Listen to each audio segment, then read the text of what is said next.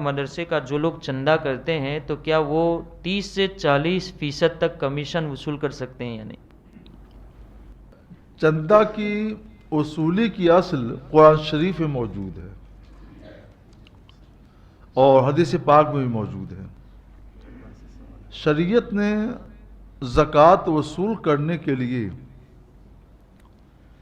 مقرر کیا،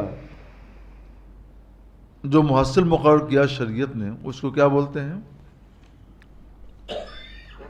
عاشر ہے۔ تو عاشر جو وصولی کرے گا تو اس کی وہ ذرا حافظ آپ میں کوئی ہے ذرا واقعہ کلمہ پڑھی تھی، انما الصدقات للفقراء والمساکین، عامل، عاشر اصل میں وہ اس میں چلا جاتا ہے، عامل ہے، اس کو عامل کہتے ہیں۔ جو لوگ زکوٰۃ بادشاہ اسلام کے حکمت سے وصول کرتے تھے ان کو عامل کہتے تھے۔ تو زکوٰۃ کے حقداروں میں ایک حقدار عامل بھی ہے، اور عامل کو کتنا دیں گے اجرت؟ تو اس کے لیے بادشاہ اسلام کو یہ حکم تھا کہ اس کو اتنی اجرت دی جائے زکوٰۃ وصول کرنے پر، اور زکوٰۃ ہی سے دیں گے، اتنی اجرت دی جائے کہ جس سے اس کا اور اس کے عوام و انصار کا کام اوسط خرچ سے چل سکے۔ مگر اس کی ایک حد لگا دی انہوں نے کہ اگر اس کے بال بچے عوام و انصار مان لیجیے زیادہ ہیں اور 20 25 30% دینے سے بھی ان کا اوسط خرچ نہیں چل پاتا ہے تو بڑھا کر 35% بھی کر سکتے ہیں، 40% بھی کر سکتے ہیں۔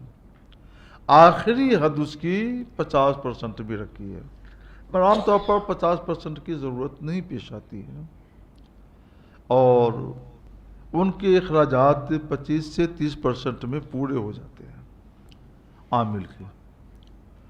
تو ان کو تو خود مال زکوٰۃ سے ہی دینے کی اجازت تھی، خود قرآن پاک نے اس کو بیان کر دیا ہے۔ آج عامل کا کام وہ لوگ کرتے ہیں جن کو ہم لوگ محصل کہتے ہیں اور زکوٰۃ کا سفیر کہتے ہیں، یہ لوگ کام عامل کا ہی کرتے ہیں۔ اس لیے یہ اپنے کام کی مزدوری لے سکتے ہیں، ان کو مزدوری دینا اور ان کو لینا جائز و درست ہے، لیکن یہ حقیقت میں عامل نہیں ہے۔ عامل مقرر کرنا کام ہے بادشاہ اسلام کا، یہاں کوئی ایسا نہیں ہے۔ تو اب کیا وصولی کی دروازہ بند کر دیا جائے یا بند ہو جائے تو پھر دین کا کام کیسے چلے گا؟ اس لیے علماء نے عامل کو سامنے رکھ کر کے یہ مسئلہ مقرر کیا کہ ان کو عامل نہیں کہیں گے، ان کو محصل کہیں گے۔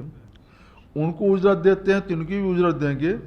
فرق یہ ہے کہ عامل کو عین زکوٰۃ سے، اصل مال زکوٰۃ سے ہی مزدوری دیتے تھے، اور ان کو ہیلے شرعی کرنے کے بعد دیں گے، فرق کی وجہ سے کہ وہ عامل تھے، یہ محصل ہیں، کام وہی کر رہے ہیں، اور جتنے % ان کو دیتے تھے اتنے % ان کو بھی دے سکتے ہیں۔ ان کو بغیر ہیلے کی دیتے تھے، ان کو ہیلا کرنے کے بعد دیں گے۔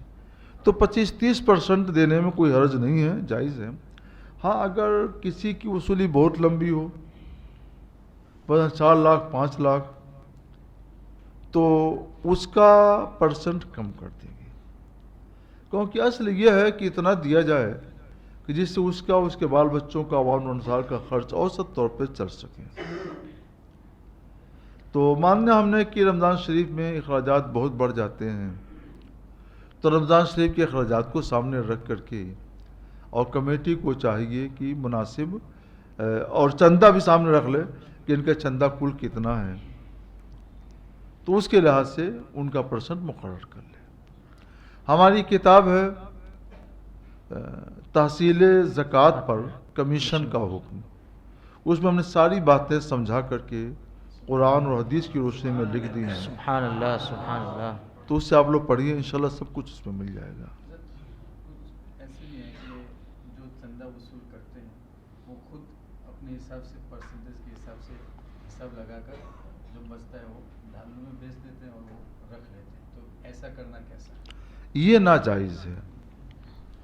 وہ میں نے بتایا نا کہ اس میں عامل نہیں ہے، عامل نہیں ہے، اور عامل کو بھی خود لینے کا حق نہیں تھا.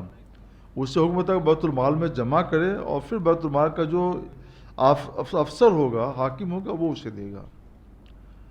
اس کے پاس تو امانت ہے، جو محصل ہے اس کے پاس وہ رقم امانت ہے. اس کو حکم یہ ہے کہ وہ مال مدرسے میں جمع کر دے اور ہیلے شرعی ہونے کے بعد پھر یہاں سے اس کو اجرت دی جائے.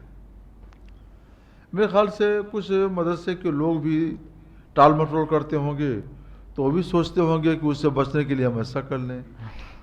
یہ سب دلوں سے خوف خدا چلے جانے کی دلیل ہے. جب دلوں میں اللہ کا خوف نہ رہ جائے، رسول کی شرم نہ رہ جائے، تو پھر اس طرح کی بات ہوتی ہے. ایسا نہ ہونے دیا جائے، نہ کمیٹی کے لوگ سختی کریں اور نہ وہ غلط قدم اٹھائیں.